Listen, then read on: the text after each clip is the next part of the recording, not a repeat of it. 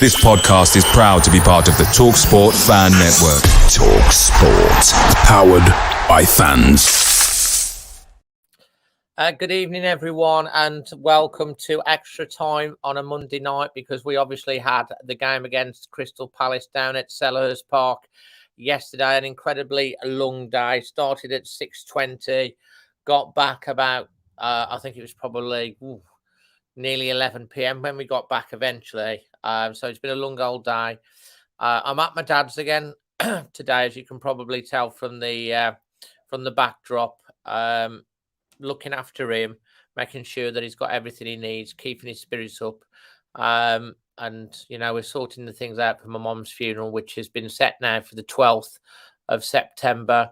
It was lovely yesterday when I was at Crystal Palace, because there's a lot of love and support that people came up, and which I really do appreciate, the love and support that we've got for that. So much appreciate. We're going to keep it a little bit shorter tonight, if you don't mind. And we're going to do it we've got four fantastic guests who are going to come on, and we're going to try and keep it to an hour tonight, because we've got to get back over to home once we finish this. So that's why we're doing it from my dad's. My dad does send his love and best wishes to and thanks to everyone, but obviously he's not ready to come on just yet. I hope you can understand. Anyway, I've got some great guests tonight to talk about and chew the fat on the weekend. We've got my good mate Manny. How you doing, pal? Hi everybody. Hi Dave. And good to have you back. And I saw that you and Jeevan went down there yesterday. Yeah, we did. Yeah, it was a cracking day. Like just to spend with him. Like, you know, nice journey down there on a Sunday is much better than bloody midweek going there. That's for sure. Absolutely. Well, it was good to. I didn't get to. I normally bump into him. I didn't bump into him. But, I know that you were there. We've got Chris. How you doing, mate? Hello, Dave. Hello, everybody. How you doing? Good to have you back. I know that you watched the game, so it's good to have you. And thanks for coming on the transfer deadline as well. The both of you for the other night as well, which was great. We've also got the voice of reason, Jack himself. You were there yesterday, mate. Yeah, absolutely. Yeah. Yeah. No, at least we had some sunshine, eh? For a change, yeah. Yeah. Normally it rains when we go to Palace, doesn't it? So that was the one bonus of an otherwise awful away day, isn't it, Palace? But yeah, we're going to chew the fat on. Yeah. And then we have also part of the team. It is the doctor himself, Dr. Paul Mansell. You obviously got to see the game. You weren't able to go with us, but Sensation stood in for you yesterday. But you got to see the match, didn't you, Paul? Did, yeah. Watched it at home on Sky, and sometimes it's good to see it from that perspective. You know, I do go to most games, home and away, and sometimes it is good to watch it from that different viewpoint. So it saves a lot of money as well. And a lot of time travelling down to South London. So, but I'll be at Luton. That's the next one I'll be at. Absolutely. Well, time travelling. I wish we could time travel back and do a little bit different after we got to 1-1. I do want to say a massive big thank you to Creation Wolf for powering Extra Time, delivering the industry's latest and most advanced digital solutions. They help take your brand online presence and digital capabilities to the next level. And they're a local company. Links in the description below. And make sure you give them some support. If you've got a business, check them out, because they're a local company, really lovely people, and they'll help your brand. Right then, who wants to kick off then? 3-2. Let's go with you, Manny, first. Man, okay. Nice trip, actually. Palace is always a horrible place to get to, but Sunday traffic was a little bit better, I suppose, and it was a nice sunny day with my son. So I was fairly upbeat. Obviously, I've been away. So it must be my hoodoo, because while I was away, you won twice. And so, you know, I got back, and it was my first match since United, first game of the season, feeling hopeful. And as the match went on, mate, I was fairly happy. I thought, you know, we started much better than them. Didn't really create much, but we definitely had the majority of the play.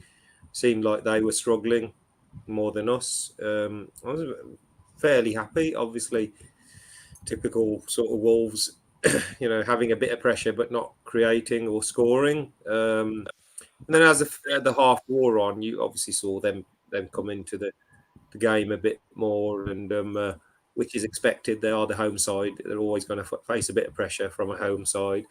But at half time, you're okay. Yeah, we'll take that. It's not perfect, but we seem to be in control, and just the second half just sort of ran away from us, didn't it? I mean, it seemed like once we'd conceded, even though we did score the equaliser, once we'd conceded, it felt like there was just a drop off in our energy. I just felt like I don't know whether the heat affected the play. It was really hot. The heat does affect people, but we just seemed slower than them. They seemed fitter and stronger, and literally, I would say, like bulldoze their way through. Almost like they were just like a battering ram. This was like, move out the way because we're about to score, and we literally parted, and let them in, which was disappointing, to be honest, because on the overall game, I thought it was definitely a game there for the taking, especially at half time. They didn't look that special. Yes, they've got good players, and I suppose Eze is playing for England, and he sort of showed us why. And I actually turned to my son at that point and said, do you know Wolves have got no international class players? We've got people in international squads, but not first 11 starting international class players. We haven't got any anymore. And that showed. I think we just lacked, I don't know, it lacked a bit of leadership as well. I sort of imagined Ruben Neves saving tackles and blocking shots in front of the back four. And I even think Gomez and Lamina in against Brighton, when I watched that on the box. And yesterday I felt even they sort of, whether it's when they get booked sometimes and then they hold back on the challenges, that they seem to lose, I don't know, I wouldn't say concentration, but just lose energy, maybe because they put so much energy in to start the game. So it was disappointing in the end. It was poor, I thought.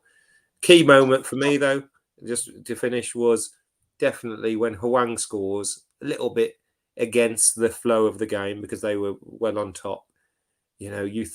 I was thinking, let's go for it now. We can win this. And he took a striker off, put a midfielder on, and it was almost like my son actually said, we've gone back to Lopetegui and large ball here.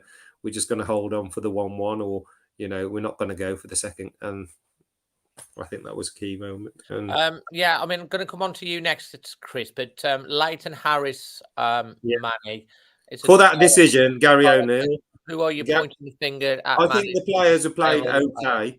Players played okay up until 1-1. Gary O'Neill then making that substitution, I just felt it was like, we can't concede now. If we hadn't conceded then for a good 10 minutes, then I would have thought, okay, he's probably got this right. But as soon as you concede, we're straight on the back foot. It's any manager who does that, especially when you go away from home, that's all the impetus sort of Crystal Palace needed. They saw one of our strikers go off. It's like, it encourages people to step up because there's one less person to defend against. So Gary has to take responsibility for that. The players, definitely, the defence have to take responsibility for being slow to the ball, just slow to react. Aït-Nouri, when that ball pops up in the air and he fails to clear it, and and he's onto it on a flash, and then Kilman can't get anywhere near. So that's definitely, and Edouard, dances through the middle of the penalty area. No player should be dancing through the middle of the penalty area. No way. Even a Conor Cody back in his day would have thrown his body, everything in the way of something like that, And we have to look at the defence, and we have to look at that decision, that key decision. I've got to admit, I've got to say, and Chris, I'm going to come on to you now.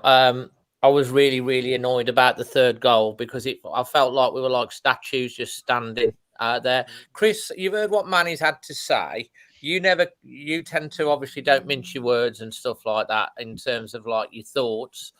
You know, how did you see it? I saw it a little bit differently, actually, Dave. I was pleased in the way that we had the ball in the first half. We took hold of possession, and I think we were 60%, 40% at the end of the first half. I was pleased with that. Obviously, our Achilles heel, and we say it time and time again, is that clinical pass, clinical finish. And I'm sitting here saying that we scored 2 goals, but you know, we don't seem to make the clear killer ball that allows a tap in or here and there. We seem to struggle, and then not come to it. The goals, second half, it's bad defending. It's you know, people asleep.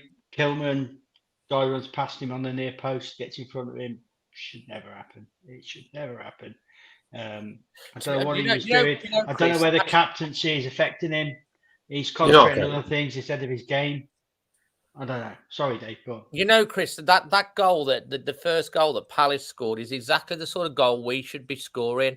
Nice cross, and we never seem to attack the front post. And if you get a nick on it, you just get your foot on there. It's past the keeper before in the blink of an eye. But how he got between 2 defenders and got his foot on it, I don't know. But yeah, carry on, mate.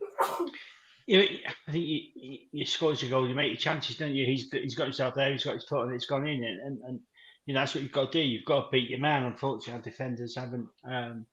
It's again not singling out Nate Norrie. He made a mistake. Kilman made 2, but yeah, he's made another one again, and it's you know. I don't know why he doesn't try the 2 of them together. One on the left, I suppose, he's keeping the place for Pedro.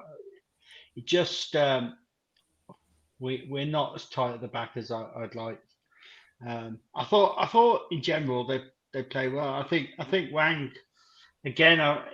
He seems to be the only guy that can put something away when he's got the opportunity for us. He seems to have done it time and time again.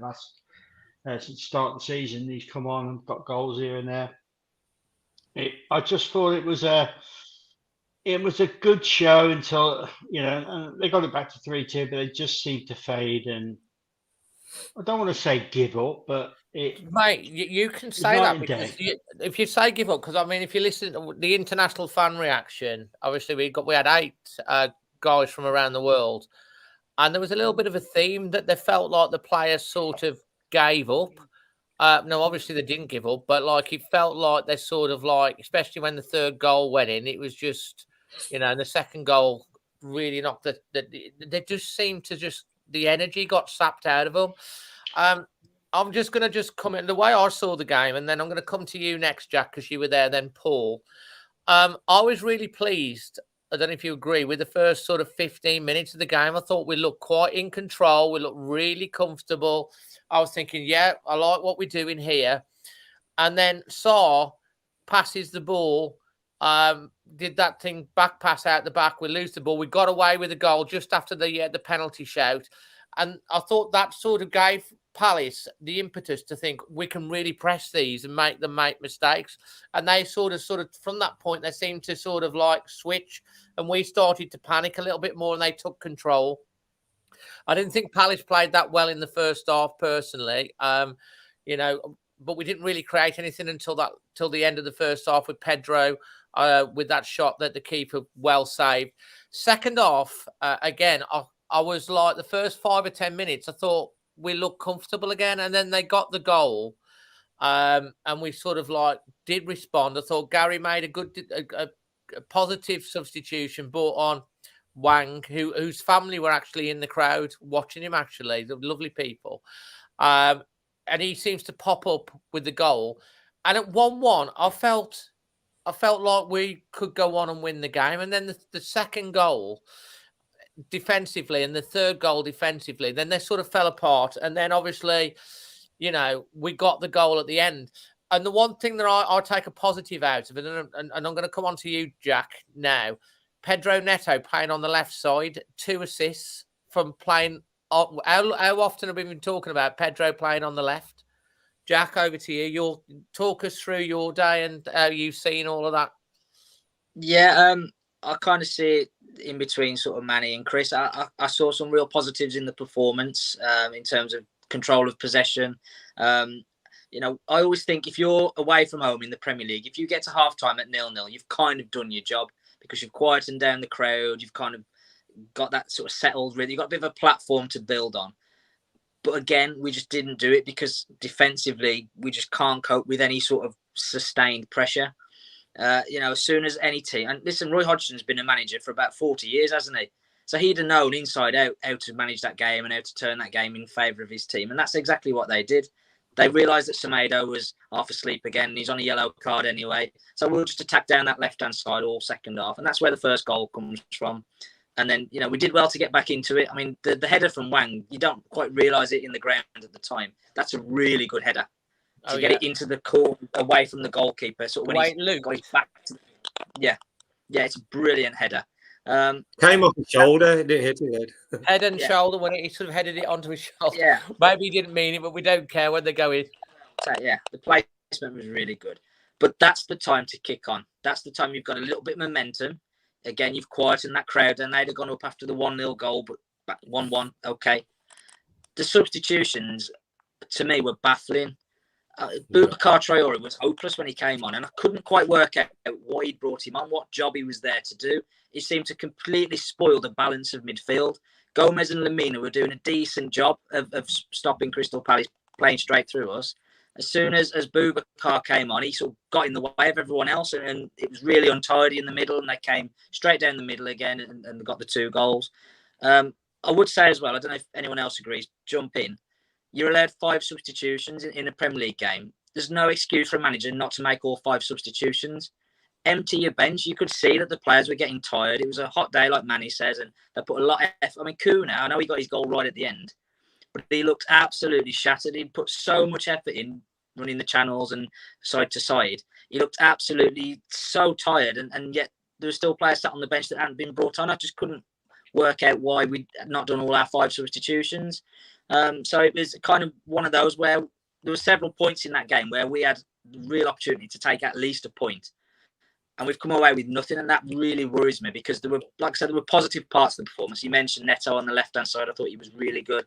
I thought Lamina had a very good game. He'd probably be my man of the match if I was choosing one. He was. Yeah, sorry. Yeah, he was. I thought he had a good game, Lamina. Even you know, he put himself about. Yeah. And if you're being honest, again, people jump in. If you score 2 goals away from home in the Premier League, you should expect to come away with something from the game. Of course. Yeah. So again, I'm just not quite sure. The things that aren't quite matching up at the minute. I can see signs of progression under Gary O'Neill, but I can also see some glaring weaknesses that he's got to kind of address. And I'm hoping that the players that he's brought in on deadline day or just before, particularly Santi Bueno to come in at centre half, and Bellegarde, the sort of attacking dynamic midfielder, I think they're going to be huge additions for us if we're going to sort of solidify this team and start picking up points on a more regular basis. Well, that's kind of like the hope that I've got as well with regards to that. I'm going to be, it's going to be like really interesting to see what Paul has to say from a psychological point of view as well during the game. You can take. I feel like we've got a cricket going on in the back, and anywhere near that clicking noise. I can hear a clicking noise. Sorry about that. Go on, Paul. Yeah, I've got 2 quick comments really to make. My first is, I think we've seen 4 quite different performances now in the 4 matches. If you go back to the first game, what a brilliant attacking performance that was away at Man United. And then we saw a bit of a capitulation against Brighton. And then we kind of ground out at 1-0 at Everton. And then we've scored 2 goals away from home and lost in the next game. So what I'm wondering is, what kind of team does he want us to be at the moment? And I think he needs to be given time to put his imprint onto the team. But is he going to be a team? Are we going to be a team that plays a low block and tries to get 1-0s? Are we going to be a counter-attacking team? Are we going to be a possession team? I think that needs to come to the fore. We need an identity. We need to know what kind of team we are soon. And my second point, I'm just going to zoom out a little bit and say, I know there's a big, when you lose, there's naturally a bit of a post-mortem, isn't there? Why did we lose? What went wrong? But what did we really expect from yesterday? Did we think we were going to go and win there, really? They're a better side than us at the moment. They're more established. As Manny said, more international players. They finished above us last season. They've beaten us now 5 out of the last 6 times. So to go and get to 0-0 at half-time, like Jack said, and then to give ourselves a good chance of going on and actually winning the game when we got to 1-1, I think it's probably, that result yesterday is probably about where we're at the moment. And we've had a tough start, haven't we? Man United and Brighton, you probably don't expect anything really, do you, in terms of points? Everton, you expect to get something. Palace, you'd be pleased with a point, wouldn't you? So we're on 3 points from 4 matches. Even an optimistic supporter might have said that we'd be on 4, maybe. So to have 3, we're not really a million miles off where we should be, really. So I'm not pressing any panic buttons. I just want us to see, I want to know what kind of team we are, and I think that'll happen over the next few weeks. Paul, I think you make a really, really good point there, because I don't think anyone should be setting any panic buttons, because at the end of the day, at Goodison last week, if we'd have got a point, I'd have been chuffed with the way it was going. We ended up with 3 points, and we probably should have got at least a point against United, but even if we got that, that would have been 2 points. So, you know, we lost the United games, probably should have had a point. We won the Goodison game, we could have easily lost. We got 3 points. Brighton, like people have said, you know, we could have took our chances. We didn't, but they're a very, very good side. And Palace, they always seem to do us, don't they? Like you say with Palace. I'm going to come back to actually what Manny, the point that Manny made. I thought the first substitution was really good with Wang, but the second substitution, that changed the game. Boubacar, you know, came on, and he just, I don't know whether it was Chris or Jack who said it, he seemed lost. We lost. He brought him on to have more control in the middle, I'm guessing, but we lost control, and they were just coming through, and they were in each other's way. There was no cohesion, and I don't think Boubacar did himself any favour. The one thing that I've got to cling to is the 2 new midfielders that we've got, because we did lack a little bit of creativity. So Bertrand, if that's the way you have to say his name, obviously Doyle coming into the team, they're going to give us more options. Obviously, the new central defender that we've got coming in, the Uruguayan, is going to have more competition. I'm surprised he didn't bring Totti on yesterday, because he's brought him on in recent games. He's never let us down. I think we'd have had a lot more defensive stability if he'd came on. I'm kind of frustrated. Yes, realistically, 3-2, it sounds good. But 1-1, you've got to say that he takes a striker off and he brings on Boubacar, and that's where the game was lost for me. Manny, back to you, mate. Need to unmute yourself. You just need to There unmute. we go. There No, you I go. just said we saw it in the back end of Nuno's era and sort of Bruno Lage era, little bit on the Lopetegui side as well. When you get desperate and you sort of, and we shouldn't think about the table too much yet, you know, because tables weren't even published till about 6 or 7 bloody games in, back in the real football days, you know, and people start studying tables after one game. And, but unfortunately, that's just the way football is. So the back end of that, those reigns, the Nuno reign and Bruno Lage, there was a tendency sometimes, we're 1-0 up, can we just hold on to this? Or we're 1-1, let's protect a point. And at that point, I was thinking, I just thought to myself, we're not playing Man City here. We're not playing Liverpool away, where we've got it to 1-1 now, let's keep it tight. Boubacar Traore came on, and my son just sort of, is he playing striker? Where's he playing? Because we've already got Lamina and Gomez covering the defensive side, and obviously we have got midfielders and we have got numbers, but they are all a little bit the same. Now, this Bellegarde might be the hope, because he's a little bit different. He plays further up forward, and if we had him on the bench, for example, and he had brought him on, he might have been able to supplement Cunha, and we still have an attacking threat. But I think it still made mistakes. Like I said, if it had carried on for another 10 or 15 minutes and we didn't concede, then we might have got away with a stinky 1-1 with not a very good second half performance. But we'd all sit here happy thinking, well, 4 points from Everton and Palace. Yeah, we'll take that. But, football's football, comes very quickly.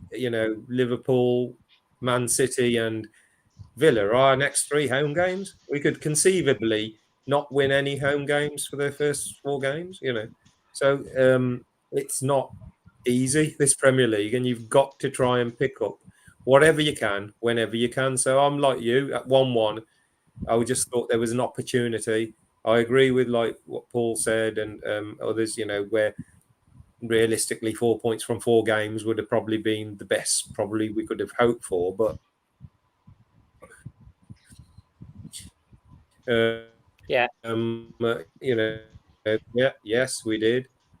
Did we play better against Brighton than last year? Yes, we did. We just didn't take our chances and folded. We played better against Palace than we did last year at Palace, and we played better against Everton was the only one probably, but we still didn't look like losing the match. I don't think as Everton, you would have took a draw the way we were playing, but we got the win. So there has been improvements. We can't say there hasn't been improvements, but the glaring problems that we have are still sort of the same, aren't they? Not scoring enough. Even though it scored 2 goals, that second one was, let's be honest, it was a consolation. 96. It's too late, wasn't it? They sort of switched off. You could tell they totally switched off themselves. Their defenders were shocking for that cross. But if you want to go on to the positives, it's, we have scored. And again, 2 goals is quite rare for us away from home. So that is a positive. 2 assists, Pedro Neto, when's the last time we crossed the ball into the box and scored a header from a free kick? That's, something that we've got to cling on to. But we've got to sort out that centre of defence. Max Kilman, it's, when you have like an England cricketer like Joe Root, brilliant batsman, and when you make him captain, you think, oh, his batting suddenly suffers, and then you take the captaincy off him, and he becomes a brilliant batter again. And I think with Max Kilman, it's like, Max, forget about the captaincy. You concentrate on your defending. I think that will improve him overnight. He's not captain. He doesn't look natural. When you're struggling and you're facing the Alamo and Palace are going at you, you just need somebody to like organise and cajole and position people and do things on the pitch and lead by example. I don't think Max has naturally got that. And I just thought back to Ruben Neves sitting in front of that back 4 and shouting and organising and protecting that defence as much as possible. So that's I think something that we could and should look at. We shouldn't just say, oh well, he was the vice captain, so he's got to have the captaincy. I think for Wolves, a captain's quite an important role. We've seen with Cody and we've seen with Neves, they are quite, they are talismans. They're the people who connect with the crowd and rile everyone up and get everyone going. And Max is just not his character, is it? It's just not his character. No, he's not. And you make a good point. Connor was very, very vocal type of captain. Neves was kind of like, wasn't vocal. His action was vocal. He was always talking to the referee and stuff like that. Max seems very, I don't know. He would, if Max went to the referee, he'd send him an email first. Can I please approach you? Love Max. That's what he seems like. Yeah, and I think what Gary's probably come in and he probably didn't want to rock the apple cart by switching the captain and sticking with Max. Obviously, they wanted him to sign the new contract and they've made him captain. You can understand why he's done it, but like to me, I'd love to see Dawson is the obvious one. Lamina, I think, would make a great captain as well. Because the way he plays on the pitch, I know he picked up a yellow and stuff, but like he's full energy. He's got a real presence about him. Lamina, I could really think he's got captain material on him as well. And I can't see that Gary's going to take the captaincy off Max now. Maybe that's something they've got to work on. in terms of how his presence is on the pitch, but you can see that possibly it is. It is. Give it to Doyle. Doyle captained every level of Manchester City all his career. So, yeah, that's my dad having a phone call. It's probably off my sister. Chris, your thoughts on what Manny's just had to say there, and the thoughts about the substitutions as well. Well, I think what he was trying to do with Boubacar was push Kuna further forward and have Boubacar sitting behind him, breaking forward, but it just hadn't got that in his locker. And I think that's what the thought process was. Maybe in preparation for the new fella that looks like he definitely has those skills in his locker from what I've seen on clips and stuff, the Bellegarde guy. So maybe that's what was in his thinking. Didn't work. As for Max, you don't always have to be a vocal, shouting, bawling guy as a captain. You sometimes can do it as a quiet captain and lead by example and show the way. He's not either at the moment. That's the problem. And I think now he's made him captain. Going back on that is probably going to be detrimental to him. Dawson, to be fair, isn't that vocal either, but he does. He does inspire the way he plays. So I'm not quite sure what he does moving forward now with the captain. I do personally, and I said when I started, think it's affecting Max's game. He's not looked anything like he did alongside Dawson before. He's there's other reasons, but I'm not going to go on to them because playing the back four is all about confidence in one, your goalkeeper, and two, those around you. He plays on the left-hand side, and I don't need to start talking about he's playing on the left side of the pitch in a defensive role to, make people think a little bit. Maybe that's why he's all over the shop at times. I don't know where to go with the captain really. Lamina, yes, he's a hard-working, ball-winning midfielder, and generally, that's where all your good captains play. They sit in there and they drive forward. Ince did it with us, didn't he? He used to drive everybody forward. He used to bollock players even when he made the mistake. He used to bollock somebody else. But that's how they were. And I don't see that person in our team at the moment. That's a concern. I think we're a little bit powder puff. Absolutely. And just before I get on to you, Jack, I do need to mention to everyone that we've got a deal for everyone with NordVPN at the moment, where you're getting massive discounts and 4 months extra free on the 2 years as well, and a 30-day money back guarantee.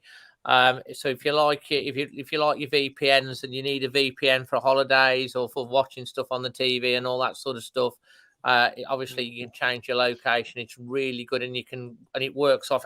One subscription works off all devices that you've got across everything, and you can use it abroad as well if you're going abroad to be able to get things. So it's worth going because it's a massive discount, and I think it's got about a week left to run on that. Jack, I want to come to you, and your thoughts on the in-game management. I mean, the way I see with Gary O'Neill, he's still very early in his tenure, so you've got to cut it. He's obviously got to be cut slack.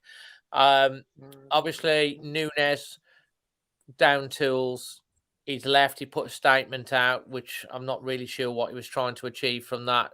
Trying to he will get obviously some stick when he comes back.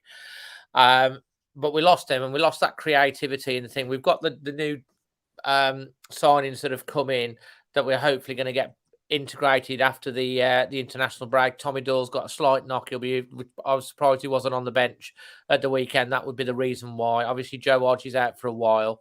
But all the other players I would guess, will be starting to get involved. Does that give you a little bit of hope going forward that we've got, looks like we've got that midfielder, looks like quite a driving midfielder. And I think hopefully we'll be a little bit braver. Also, what's you looking at, Dad? Thank you for the tissue. My dad's got me a tissue. How lovely. Looking after me. What's your take on the captaincy as well? Just on the captaincy, I think we've got to be careful that we don't sort of, make rush decisions. I mean, Max is going to be learning on the job, isn't he? And a bit like Gary O'Neill is, and a bit like Matt Hobbs is, and all that kind of thing. So it's something he might grow into. At the minute, it doesn't feel like a natural fit. And sometimes with a captain, it kind of straight away you feel like, oh, like when Cody got the captaincy, you kind of went, okay, I can see that. Yeah, definitely. I didn't see Neves as a natural captain, but he kind of grew into it as last season went on. So maybe Max will do the same. I think the other thing we've got to kind of factor in, if you've kind of been following what Wolves have been putting on social media, there's now a leadership group within the first team. So it's not just a captain, as That's in a Kilman. very good point. Very good point. We've got a leadership group. So you've got the likes of Bentley. I think Sarabi's in there. Lamina and Dawson are in there as well. So they'll be helping him out with some of the aspects of captaincy. Not necessarily the on-field stuff. That's still kind of his job with the armband, isn't it? But I think, there'll be options for him, and he'll be able to lean on those guys for advice and support, won't he? So I think we've got to suck it and see with Kilman as the captain. To me, personally, it doesn't feel like a natural fit, but that's not to say he won't grow into it and develop onto it. Going on to the signings, I think there's perhaps a bigger issue here in terms of what system are we going to play? Because I think we've got the players there, particularly if you look at like some Matt Doherty, to go to the back three or the back five, if you like, and make ourselves a little bit more solid, a little bit more numbers at the back to be a little bit more difficult to beat. I think my concern, again, going back to what I was saying earlier, you look at the Brighton game and the Crystal Palace game, we've conceded those goals in clusters. And I always think there's two signs of a poor team. One, they concede late goals, and two, they concede goals in clusters and chunks. And we're doing the second one at the minute. We conceded 3 in 10 against Brighton, and we conceded 3 in 25 against Palace. So that's a concern. So I think we do need to perhaps get an extra body at the back, whether it's an extra centre half or whether someone from midfield can really drop in deep like a Lamina or like he was doing at times last year. I think we need to get Matt Doherty on the pitch because he offers far more going forward than Semedo does.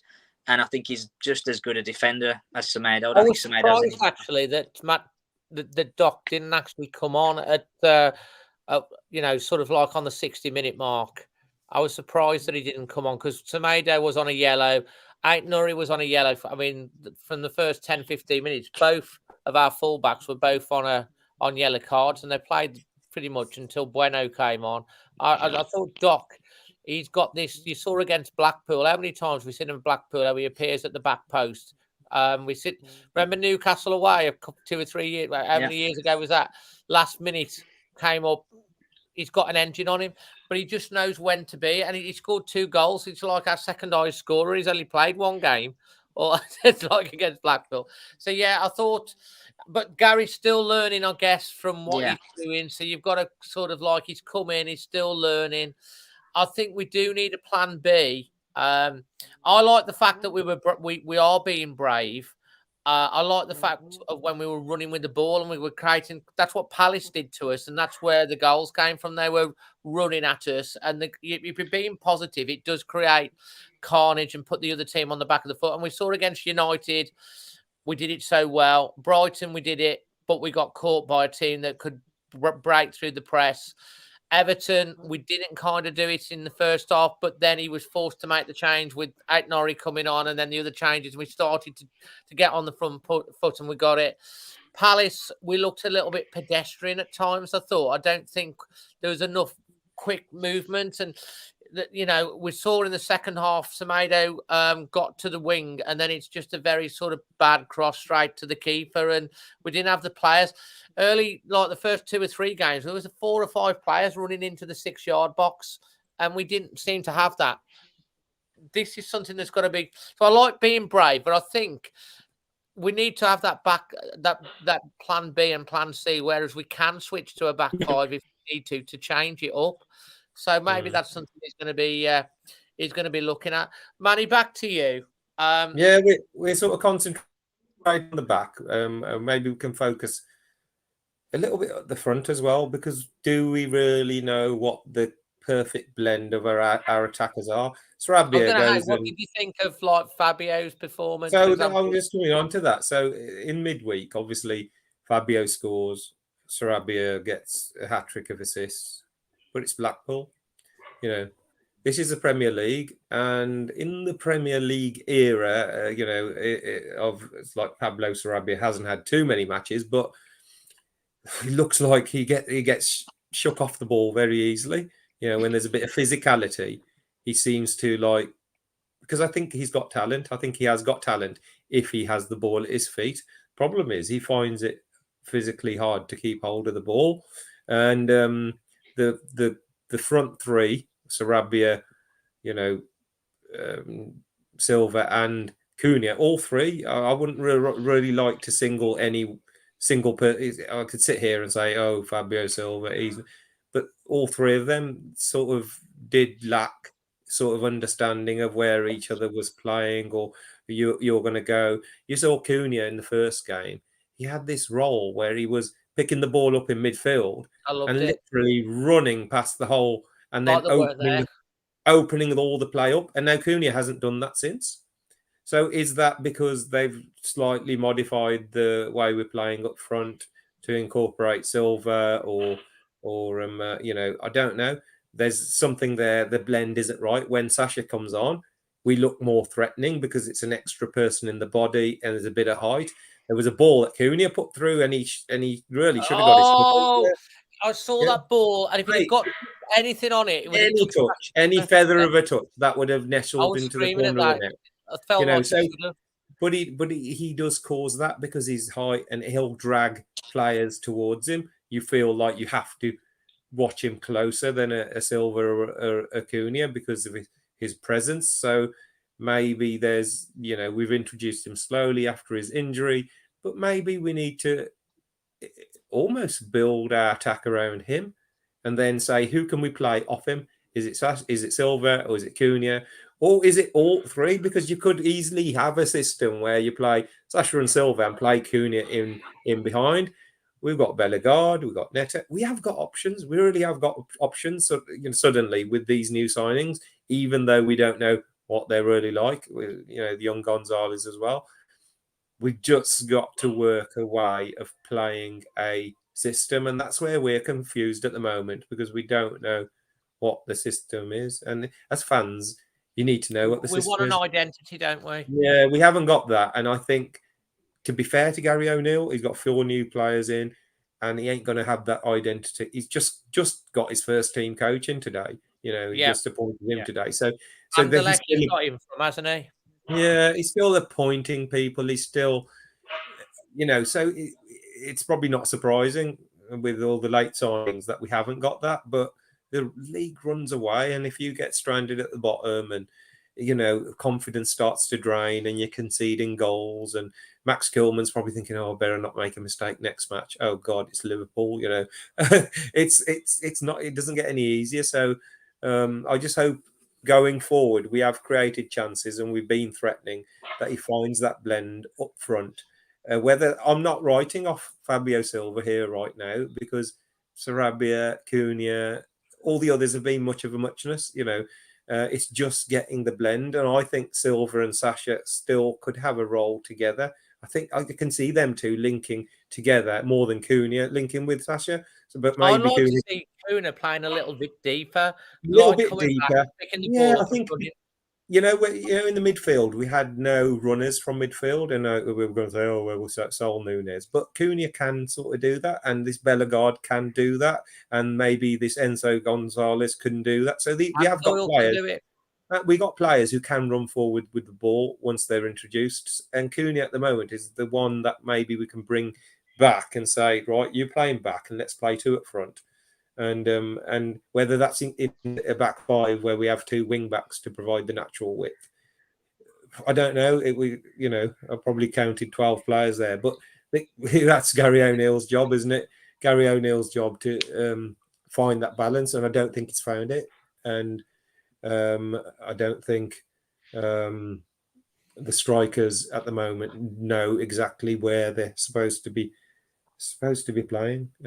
It's going to be like that, I think, for a few matches. It until really is. It settles down and he gets his thing. Yeah, absolutely. The one thing that I'm going to do, and then Chris, I'm going to come to you next because we're going to start doing the roundup of the performance rating, highlights of the day, man of the match, and everything. The one thing that you make a really good point on about Sasha coming on. When Sasha comes on, because he's got such a height and a presence, and they're like, if they're going to get a ball in the area, we've got to really try and keep tight on him. I think Cunha gets that goal because they're so they're so bedazzled by keeping an eye on Sasha. Kuna's the one that comes in and gets the header. And I think that's a good thing that he comes on, but he always seems to make a difference when he comes on, Sasha. And he does make some really good runs. He's good with his feet. You made that point about the run that he made, which if he'd have just got a touch on, I think if he gets a touch on that and the goal gets in, I think it turns the game. Who knows? We might have got a point out of it. Anyway, Chris, obviously you've heard what Manny, if you want to come back on anything than that, but also highlight today, man of the match performance rating. I think on Saturday, it's a bit of a magnet. You've got him coming on 20 minutes to go. Your calves are a little bit tired. It's a bit warm on, and then this great big fella comes on. You think, oh God, I've got to try and jump this fella. And you've got half an eye on him, and all the time, and maybe not where you should have. So I think, he's that perfect foil for somebody to get on the end of something that just flies over his head or creates a bit of space in the run, because that's what happened. That third goal, the one guy tried to get around Anderson to cover the other fella because he got in behind him, and then Kuna had that space. So I think look, he's had a really serious injury. The second one, he's got to be treated gently. He's got to be eased back into it. But we're not sitting here and talking about him fluffing chances, not getting on the end of anything, looking off the pace. He's scored some goals already, hasn't he? And so I think we've just got to give him the time. I think we've got to give Gary O'Neill the time. Absolutely. He's only had a few games. He got what he got. He's had some input. If he has on some of these players, I'm not sure he has had any input in them. I think that's a Matt Hobbs thing. But he's certainly been involved in the process because he said he had on the interviews. So I think we just got to give it time. They're a young team now. That we're going to have this. We're going to have this great game, not so good game, awful game, great game. Even bits in within the match where it looks good, and then segments where they look good and lose their way, and So what's your Max is a young captain, and it's a young team. So what's your highlight of the day, moment of the day for you? It could be anything. It doesn't have to be the game. Could be having a cup of tea, watching it. I had a couple of cups of tea. They weren't particularly momentous. I didn't make them. Somebody else did. They didn't do it very well. So they were as turgid as the match, really. But no, I went out early in the morning with my son, who hasn't been very well the last couple of weeks. So it was good to get out with him. And he came back and struggled through watching the match. I took him home. So it was good to get him out in the fresh air for a bit in the morning and watch the match. That was probably my highlight. Performance rating? Performance rating, 6 or a 5, Dave. I wasn't. So 5.5 then? Yeah, I think I'd have to give it a 6, to be fair. I just think they flattered to deceive is how I would describe it. Absolutely. And your man of the match? I think the guys have said it already. The only player I think that consistently through the game played well, was a bit of a rock, was getting stuck in, was Lamina. He was superb. Lamina. Over to you, Jack, then. Same. If you want to make any points, pick out any positives, highlight of the day, moment of the day, performance rating, man of the match. Yeah, no, I think just touching on what Manny and Chris have said about Sasha, he's the perfect plan B, isn't he? Like we were saying, you look, the guy that Palace brought on, that Mateta, I mean, he's 6 foot wide and then he's 8 foot high. I mean, as soon as he comes on, defenders are going, crikey, I've got to try and stop him however I can. Sasha's the same, isn't he? You saw when the goal came in, the 2 centre halves get pulled towards him and Kuna just drops into that little bit of space and scores. So I think when Sasha's on the pitch, I think we're more likely to score that type of goal. And I think if we've got someone like Neto who can cross a ball, and hopefully Gonzalez and Sarabia on the right can get crosses in, it's a viable tactic, really. It's not a case of just lumping it up, because it's a genuine tactic, I think. So it's something that I think we've got to try and develop. And I think as he gets fitter, he'll be able to come on earlier, I think, as well, which will help. Highlight of the day, I'm going to go for Kuna's goal, just because I know it was a consolation, didn't quite mean, but I do like Kuna as a player. And like I said, I thought he worked really hard yesterday in difficult conditions. And I think getting that first goal of the season will be a big thing for him. So you know what you said. The producer Emma said exactly the same thing. Hopefully, it'll give us confidence. So that's getting a goal. So yeah, absolutely. And many people have said how cream crackered he was as well, but he still got up there to get that header in the 96 minutes. It was too late, but he made the run to get there. So fair play, and it was a good header down and good, well finished. Yeah, absolutely. Like I said, I really like him as a player, and I think he can contribute so much to the team. But the role he plays, he's going to have to score goals as well for us. I think getting that first one is going to be huge for him. Performance rating, I'm probably going to agree with Chris on a 6. I thought, like I said, there were bits that I thought we did really well. There were bits that I thought we let ourselves down. There were bits where Palace were just better than us. I mean, I said to my friend when because we were sort of ground level with there's not one of their players under 6'3". They're a big, big team, and you've got to really sort of, strap yourselves in when you play Crystal Palace, because it's going to be a physical game. They've got energy to burn. I mean, they never got tired once, did they? I mean, you could see we were tired. So, I mean, we stuck at it gamely, but I think they just had a bit too much for us in that second half. To be honest, as well, the substitutions that they made gave them the energy. Yeah. Whereas I thought the first substitution, and then the substitutions afterwards seemed to take the energy out of the team for us. And, that was where, I think we've talked about it earlier on, the 1-1 substitution. I think they made a very proactive substitution. And we made one that, took the impetus away from us, when I think, as Manny's mentioned, if a different substitution there, we could have took the initiative, but we didn't, and we ended up losing the game. Yeah, carry on. Yeah, so 6 out of 10. Things to be positive about, but things to work on and things to learn from. Man of the match, definitely Mario. Again, really, really good. I think Gomez is kind of starting to develop that relationship with him as well. He's not quite there yet, but I think once you add him, maybe you had Doyle in and Bellegarde as well. Lemina's got to be the heart of that midfield for me at the minute, though. He's playing really, really well. So, yeah, that would be me. Yeah, I'm really impressed with Lemina. It's a good shout as well, as I say. Guys, we're going to just go to Manny now, but the final 5 minutes of tonight's show are going to be questions for the panel, individually or as a whole. So if you've got to put your questions down whilst Manny's answering there, giving his highlights, his man of the match and his performance rate, and then we'll ask the questions to finish off on. Yeah, so you know what? After 5 games, if you'd have said Fraser, Silva, Kalajic, Hwang, and Cunha have all scored. All our recognised strikers and forwards have scored this season in some sort of a game after 5 games.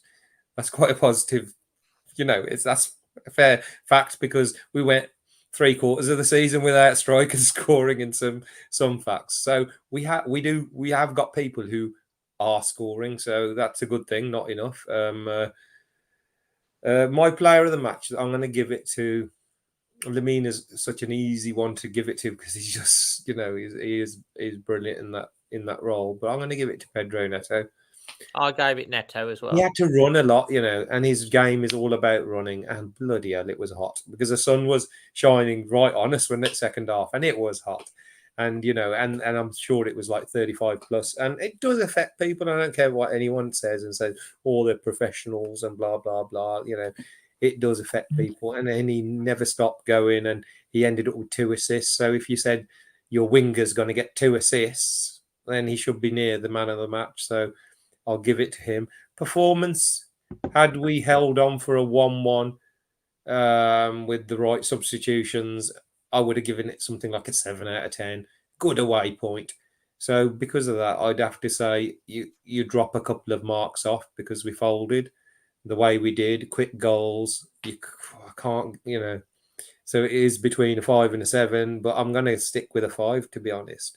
And I'll probably agree similar for the manager as well, because when he makes those substitutions, he wants an impact, and he didn't get the impact. So he's going to be disappointed by that as well. He wants to get things right. So, I count them. Someone says, don't count those Blackpool goals, mate. We've played the Blackpools and the Northamptons and lost before. So I'm celebrating a Wolves win, whether it's against bloody Blackpool or bloody... Right, so many times we've got knocked out to League One and League Two opposition in the Carabao. Yeah, and it used to have to turn up and play football, so and finish the chance, So, my moment of the match, I think just my highlight of the day, going down there with my son, spending the day with him, just a it's brilliant. You know, fathers and sons travel together. I know a lot of people sometimes go separately, but it's good quality time, and don't get much time one-on-one. So I always enjoyed that. Absolutely. Satnam's back for the Man City. He's been in India. He went back bloody 3 months ago. He ain't come back yet. He's back, and the three of us together, our first game, three of us together will be Man City at home. So nice, easy win, because it'll be the Mateus Nunes bloodfest, like, you know. Oh, it's gonna. I can't wait. I can't wait. I think that's just what we need anyway. You know what I mean? And it's certainly going to get the crowd up, isn't it? It will, man. It will. And if we win because of that, I think we ought to like congratulate him and thank him for doing what he did. Thanks for the motivation. Thanks for the motivation. So yeah, that was a moment. A 5 out of 10, and Neto, and all our strikers have scored this season. So you always try. I always try and grab some sort of positive, and you know we've got to look that way because it's Liverpool next, and you know. Yeah, let's hope we can do them like we did last year. Right, we're on to some questions. The first question is directed at Jack. So Adrian Richards, and don't forget, if you've got questions for an individual or for the panel, put them down. So whilst we finish off for the last 5 minutes. Adrian Richards, Jack, where do you see Enzo playing in the team? It's a good question. I've only seen YouTube clips, and I know they're out of context, so you can't judge it completely, but he looks a little bit of a live wire. I think he's a little bit lightweight at the minute to play centrally, so I think he'll probably be out wide. I'd like to see him playing wide on the right with Doherty behind him to make those runs so he can cut inside. And I think he could develop quite a nice relationship. I think, if I'm being honest with Enzo, like João Gomez last year, I think he's one eye on the future.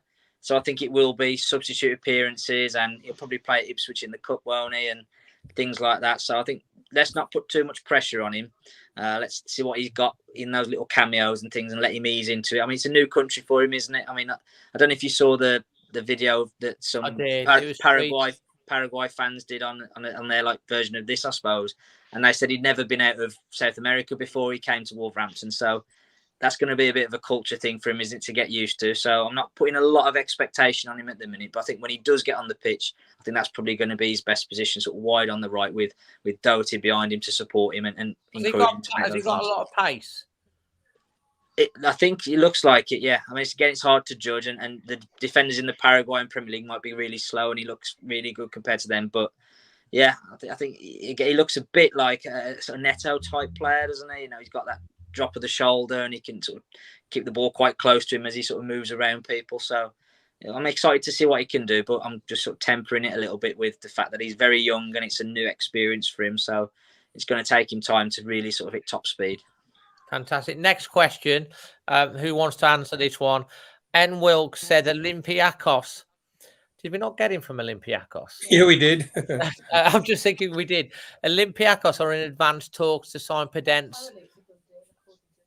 Apparently, from the producers saying that she's probably put this out on social anyway. Said it's Fabrizio saying it's pretty much a done deal. Are you happy with that? Well, do we know what the fee is looking like?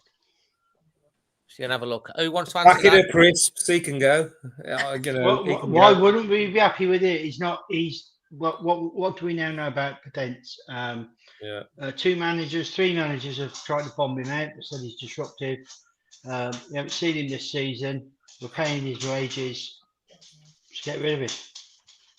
No room for him. He's not going to play. We may as well profit in on him. You know. I'll show him there if you want.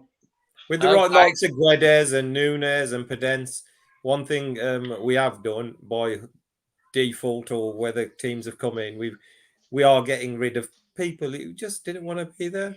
They didn't want to play for us. So if they don't want to play for us and just going to be stropping and moping around the place, just get them out. You know. Well said. Carl Whitehouse, one of our members, said, would you think Doyle will be given a start against Liverpool and play alongside Lemina and Gomez? You want to answer that one? I think maybe not. So I'm not sure. I'm not sure either, to be honest. I think this next 2 weeks of training is going to be huge, isn't it? I mean, a lot of players obviously float off to. I mean, Acuna's gone, isn't he, to Brazil? So God knows when he'll be back, And so I don't know. I think it will be very similar. The team. I can't see him wholeheartedly introducing 3 or 4 new players. I don't think so. Sassa's declined his invitation back to the Austrian squad, hasn't he? So Yeah, he doesn't want to, fair play. Not ready Yeah. yet, which is good. He's getting himself back. So it's interesting that Sasha apparently there's a few bids for him as well later on. Yeah, Leighton Harris there. I know you're going to ask that question. Start on his own against Liverpool. I actually said that. You know what I said, Dave? I said we sort of looked at all our players and said we've got perfect bench players. Fabio off the bench, Sasa off the bench, Hwang off the bench, Sarabia off the bench. They're all like perfect bench players, but none of them are really perfect starters. You know what I mean? And that's how they strike. Is it like Hwang? He comes off the bench and he makes an impact. When we have started him, sometimes he looks a bit out of the game. So at the moment, that's where I see it. We've got a lot of players that would be great on the bench and coming into the game. We just need to decide who we're going to start. Trending right now, jokes and funny clips. I'll get Jack, you can answer that one. Who would you drop to get the new signings in the starting lineup? Oh, good question. From yesterday, I think Santi Bueno probably replaces Dawson. I think Bellegarde probably replaces João Gomez for the time being. Not sure on Tommy Doyle. I don't think you can drop Lamina just yet, so you might have to tweak the formation a little bit to get 3 in the middle. And then I think if Enzo was going to start, and I've just said he probably won't, but if he was going to start a game, it'd probably be instead of Sarabia. Absolutely. Here's a question. It's a yes/no question. We'll start with Manny, then Chris, then Jack. Peter Yam 54. Guys, do you see O'Neill as our manager on Christmas Day? Yes or no? Me. All of you. What is okay? Yes, mine's no. Mine's no. You don't think? No. You don't think that Gary will be on Christmas Day? I said at the start of the season this was a knife edge appointment. It's like either this way or that way. I just don't think he will get time. Even though we might think, oh, he needs a bit longer. The pressure will mount because he's a fan's choice. He wasn't consulted. It just happened. He appeared. And I think because of that, it will be either he goes there or goes there. And I don't know. I think it's going to be that season where we're going to be floating so close around those places. That's what I think. The football, isn't it? Absolutely. Chris? I think he will be. You think he'll be our manager at the end of the season, regardless of where we go. I don't think they're going to change again this season. Okay, Jack? I think he will be as well. I think Matt Hobbs has obviously invested a lot in Gary O'Neill, and I think for him to kind of get rid of him that soon, I think it'd be a dangerous thing for him to do as well, because it would undermine his reputation as well. And I think you've got to, if we're being brutally honest, I always think like Malcolm Tucker on the thick of it. If you get rid of someone really quickly, you've made the mistake. If you keep them long enough, they've made the mistake, then you get rid of them. If we get rid of O'Neill right now or in the next... It's the pressure though, isn't it? It's not like Matt Hobbs might not want to get rid of him. Gary O'Neill, that might not be, but pressure mounts and fans and everything and media and odds and honestly, it does. And then suddenly someone somewhere gets linked because he's been sacked by his club and you think, oh, would he be... We need to save our, Premiership status, blah, blah, blah. I just think I feel sorry for him in a way. I really do, because he's come in such a late stage, and it's just, it's either. I think if he did go by January, as Manny says, I think we'd be getting in Eddie Howe because Julian will be at Newcastle. Well, that's probably why he's staying in Wolverhampton. Julian will go to Newcastle, and he'll get Neves from Saudi Arabia. I hope he is, because if he is, he's doing a good job. Debbie Lewis, Manny, when's your next Samosa Day? It's actually Wednesday night. A women's game. Stourbridge are coming to the Bucks Head. It's going to be a sunny day. It's free for season ticket holders. Get yourself down to Telford, have a samosa. But the next Samosa Day was going to be the Villa game, but unbelievably, Hibs failed to overturn the 5-0 deficit, which means Villa have gone through to the group stages of the Conference League, which means the Villa match, 99% sure, will go to Sunday because they play on Thursday nights. And they're scheduled to play that Thursday night before that Villa match. So we've moved it to Newcastle at home, 5:30 kickoff on October the 28th. October the 28th.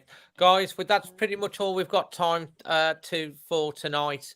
Thanks ever so much for all you guys for joining us in the chat. Done it a little bit different tonight because I'm at my dad's. We've got things to sort out for my mom's funeral and stuff like that. And we've done it a little bit different. And then me and Emma, we've got to get home. So we've done it in one go. Kept it a bit short, but thank you for joining us. Hopefully we've covered it off. We've got the international break. Hopefully Wolves chat will be back next Sunday, which is what we did during the summer thing. So hopefully we'll be have a little bit of a chat about next weekend to chew the fat. Any final thoughts from you guys? Last sentence to finish off on. Jack first. I think. I think it's okay to be disappointed about yesterday, but I think we've got to temper it a little bit. There were positives, and we've got to hope that Gary O'Neill is a very quick learner and he can start to sort of put these things right and get us moved in the right direction. Chris? Yeah, look, I think in life, the thing that you learn the most of is from mistakes. So, look, he made a mistake with his selection on Sunday. He probably won't make that again. And we just, like I say, we've got to give him time. We haven't got any other choice. We're not in an attractive position to anybody else come in anyway. So let's give him the time and let him work his magic. And I'm sure he's got to. And Manny. Okay, we're in the mire a little bit, but we've got 4 brand new signings that we haven't seen. So, Matt Hobbs has got about a 75-80% hit rate on signing decent players. Probably only Sarabia that we're still a little bit thinking, is he going to make it? All the others were class signings. I think all of them: Gomez, Lamina, Dawson, Cunha, even Bentley, very good backup goalkeeper. So he signed those 4 players. So let's hope that they bed in and they give us something extra, because it will make our team much stronger. We've got options on the bench now without them 4. So he's just got to find a blend up front, and defend better. Totti Gomez as well. Use him. Never lets us down. No, he doesn't. I really like Totti Gomez. So, yeah, guys, early days. We're, 3 points, 4 games, international break coming up. Liverpool, Luton away, Manchester City.